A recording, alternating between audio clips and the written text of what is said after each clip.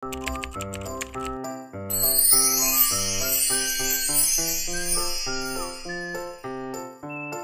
mga kangarot, tayo magluluto ng adobong sitaw na may baboy at tokwa.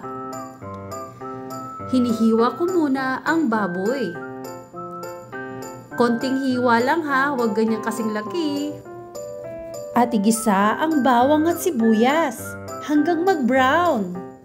Halu-haluin kagaya ng paghalo ng jowa mo. Joke lang! Haluin ng haluin. Haluin ng haluin ang bawang at sibuyas. Tapos ilagay ang hiniwang baboy.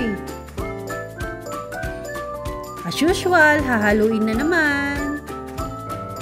Hahaluin ng haluin.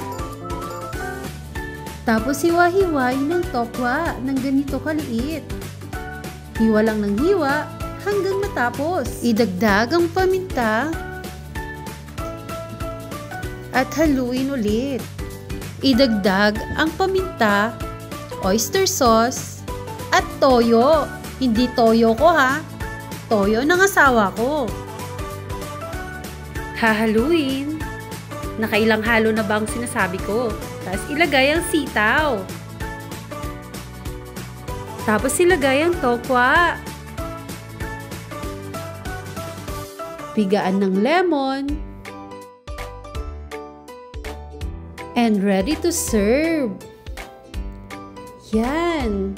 May masarap na tayong adobong baboy na may sitaw. Don't forget to subscribe and follow my Facebook channel and other social network. Bye-bye!